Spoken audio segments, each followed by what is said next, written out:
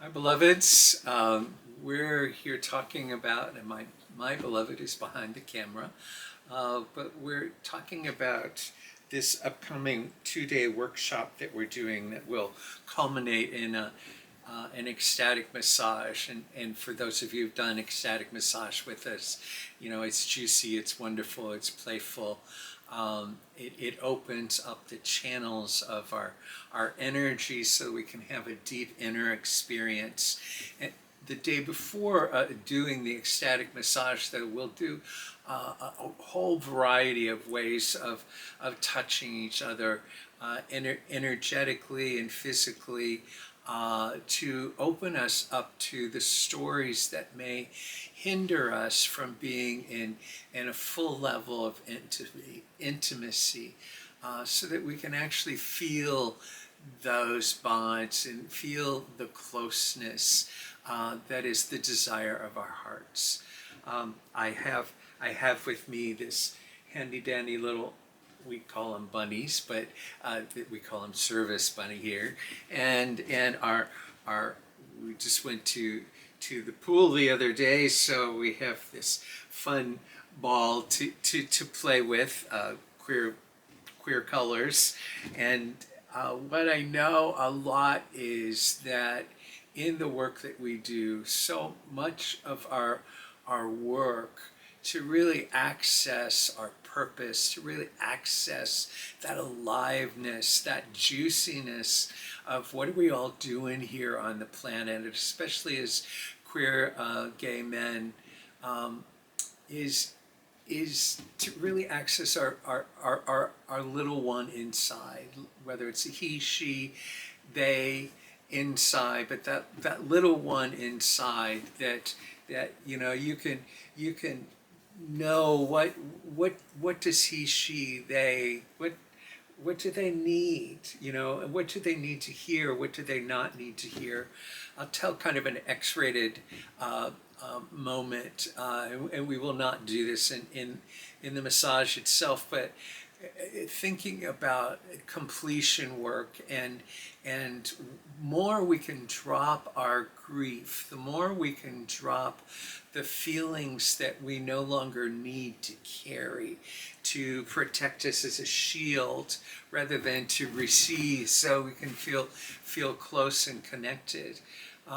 The the more intimacy that can happen. And I'm reminded of a story, of a dear, sacred, intimate brother who had a man come see him late in life, and the man came to see him, and he was in his 80s, and while the man was on the massage table, the practitioner, who was my friend, the sacred intimate, was asked by this man. He said, I've never been with a man.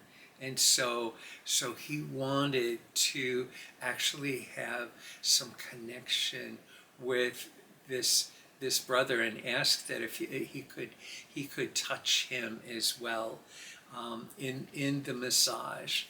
And the story goes that of course, the sacred intimate was very happy to, this was in the boundaries of the work that he does, and so he was very happy to do this, and the man was just elated.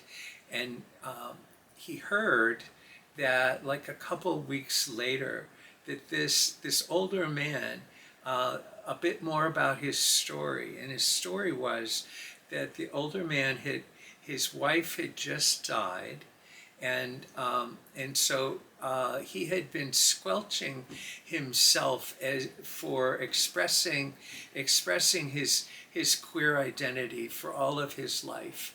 And here he was doing that kind of completion work of asking for what he wanted. And 2 weeks later, he actually had died, and having done something that he had always dreamed about. So in our work, we want to play with that little boy inside of us, the little girl inside of us, the little they inside of us, to clear out any places where we're holding on to, especially grief or losses or neglects or things that didn't work for us, so that we come into being in our adult, knowing that as adults we can take care of our little ones inside and actually have a more fulfilling life. So I'll tell you one more story as we finish this off. The other famous story I tell all the time is of one of my clients, life coaching client, who at the time caught shingles. And when he got shingles, he was coming to see me, though, when he wanted to actually meet someone for a more intimate connection than just a play date. And he'd never been able to do that. He was really successful in his life. He's, a well-known lawyer and done a lot of amazing things. But as far as the desire of his heart for intimacy and connecting to brothers on a more intimate level, he couldn't find that connection. And when we started doing work with each other, he started breaking out with shingles. And as you know, shingles is a great way of feeling uncomfortable in your body, or being sensitive to touch, or it can be extremely painful at times. So as we worked on what was going on for him, the shingles popped up each time when he met someone who he decided he was going to go travel and see, and the shingles would flare. And so after that, it happened like 3 times. So it was kind of mind-boggling that 3 times he got shingles. That it was clear his body was trying to tell him something. And in understanding, he got kind of a glimpse through his dream life and kind of exploring what his little boy needed. But he remembered a time when he told his parents for Christmas what he wanted. And what he wanted was a certain kind of bike, a certain color, a certain brand. So he laid it all out for his parents. And after he laid it all out, they brought him on Christmas Day, instead of the bike that he had asked for, they brought him a red wagon.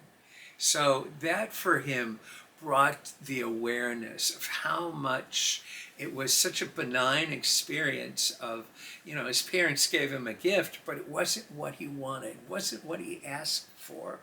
And so he learned that he couldn't get what he wanted. He had to be overly independent. He couldn't ask for what he wanted. So those were 2 contracts that he had to break with himself. And when he really started working on letting those things go, he finally ended up dating and finding a partner and a life mate for himself. So in the work that we're going to do, which is going to be fun and playful, know that we're going to tap into some of our little boy as well as our adult, and do some clearing work so that we can get back to the innocent kind of play and the adult kind of deep contracts that allow us the safety of connecting deeply. So look forward to seeing you. Namaste.